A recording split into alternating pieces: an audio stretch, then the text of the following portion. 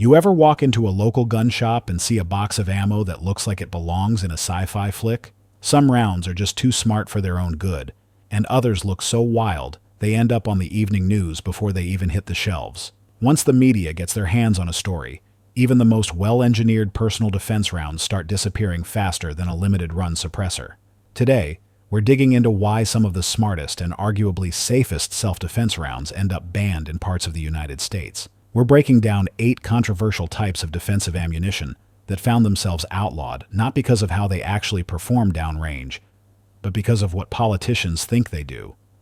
We're looking at Teflon-coated 38 special rounds that once terrified anti-gun lawmakers, 5.56 NATO incendiary rounds that do a lot more than just light up steel plates, and even polymer-jacketed hollow points that somehow ended up on the armor-piercing list in Kansas. Yes, Kansas. And no, I'm not joking. We'll also dig into those old-school explosive tip gimmick rounds from the heyday of mail-order madness, Glaser Safety Slugs designed for federal air marshals, and frangible projectiles that the FBI actively trains with but still get banned at your local public range. If you've ever wondered how ammo becomes illegal because of poor legislative literacy, rather than terminal ballistics, this one's for you. By the end of this video, you might want to cross-reference your favorite carry load with your state's penal code before you head to the checkout counter. Number 1. The KTW cop killer myth. Back in the early 1960s, you had 3 law enforcement guys working out of a garage. They developed what became known as the KTW round a projectile with a hardened core wrapped in nylon and later coated in Teflon. It was originally intended to protect the rifling in their 38 specials during barrier drills. At that time, soft body armor was almost unheard of on the street. But fast forward to 1982, when NBC aired that infamous Killer Bullets expose. Suddenly, the green-tipped KTW was being portrayed as a cop killer's dream. States like Alabama, Hawaii, North Carolina, and South Carolina rushed to ban it overnight. What they didn't realize was that the Teflon actually increased friction against Kevlar, which reduced not enhanced penetration. These days, a box of 20 KTW rounds can fetch over $200 on Gunbroker. That's $10 a pull for what's essentially vintage law enforcement engineering. Ironically, just about any full-powered hunting cartridge you can grab at a big box store will zip right through soft armor, but they stay legal because they don't have a flashy name. The Teflon wasn't designed to defeat vests. It was there to keep those solid core projectiles from eating the gun barrel alive. In the end, perception, not physics, is what got this round blacklisted. Number 2. 5.56 NATO Heavy Incendiary. If you hop onto the EMAC Tactical website, you'll find a 10-round polybag of 5.56 NATO Heavy Incendiary for just under $40.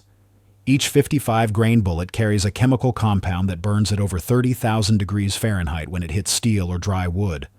They're a blast for vaporizing junkyard sheet metal, but they are absolutely terrible during wildfire season. That's exactly why states like California, Florida, Maryland, Illinois, and Missouri specifically ban incendiary and explosive components by name. The lawmakers' reasoning is simple. Fewer fireballs equals fewer emergencies. But here's the contradiction.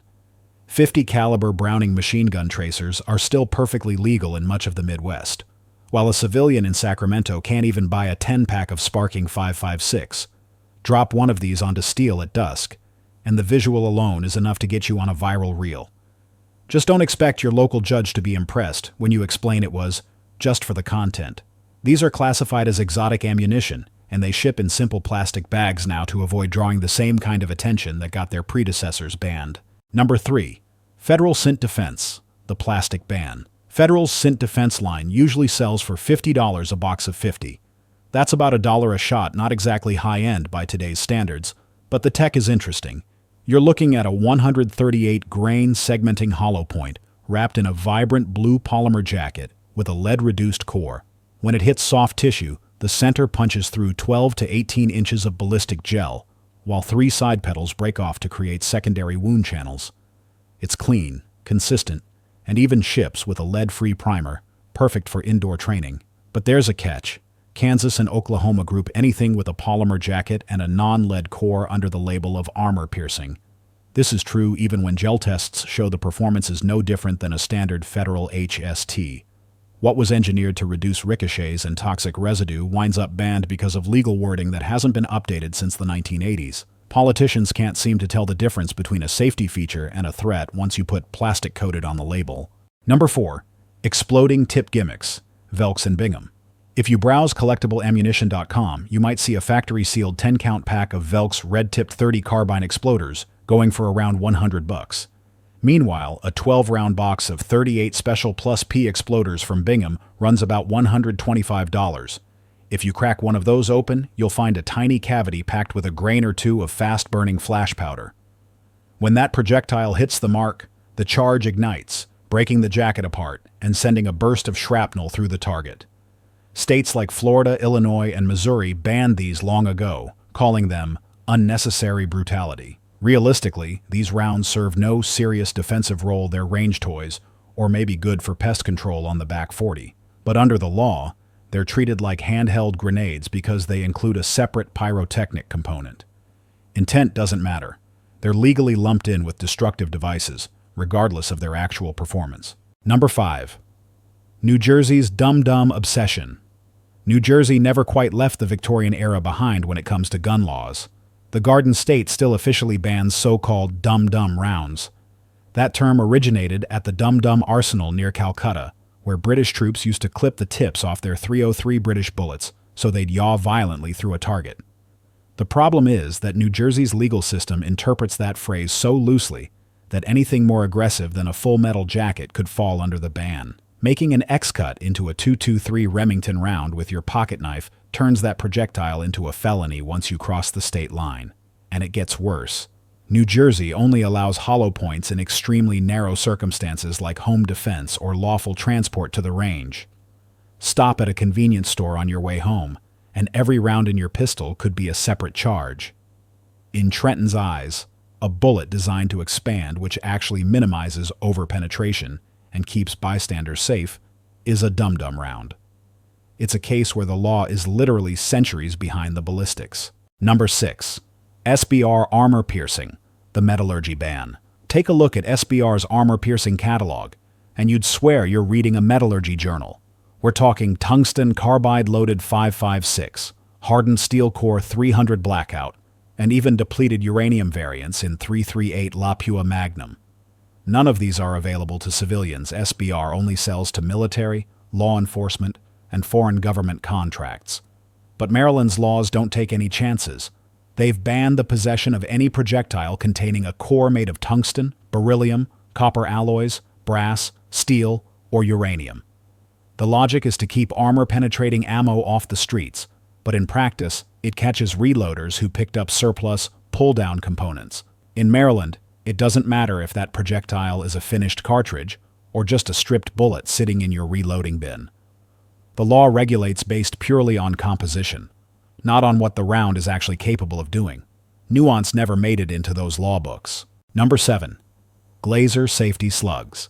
Back in the 1970s, federal air marshals needed a handgun load that wouldn't risk punching through a plane's fuselage.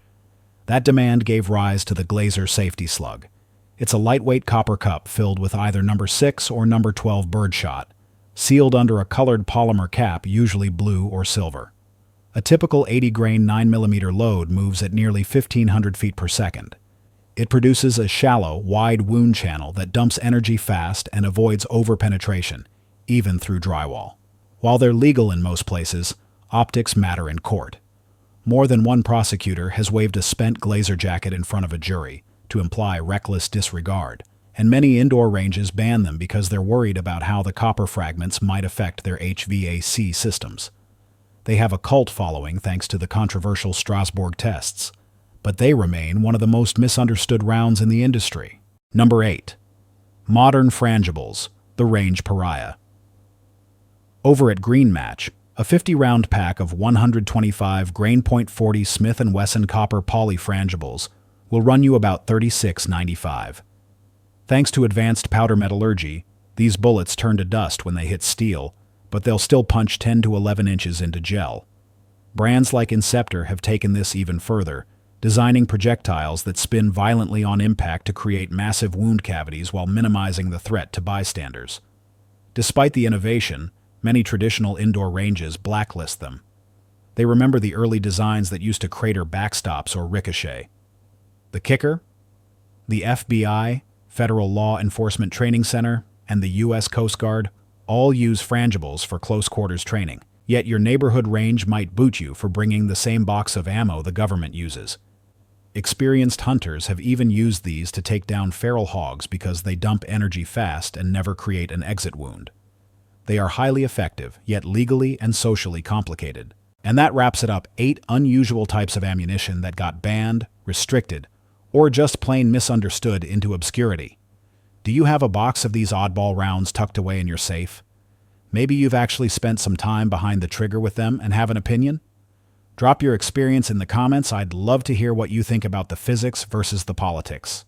And while you're down there, go ahead and hit that like button, share this with your shooting buddies, and subscribe for more deep dives into the world of firearms and ballistics. Make sure to tap that bell icon so you never miss a video. Thanks for watching, and as always, shoot straight. Would you like me to look into the specific legality of these rounds in your particular state, or perhaps compare the terminal performance of modern hollow points against these banned alternatives?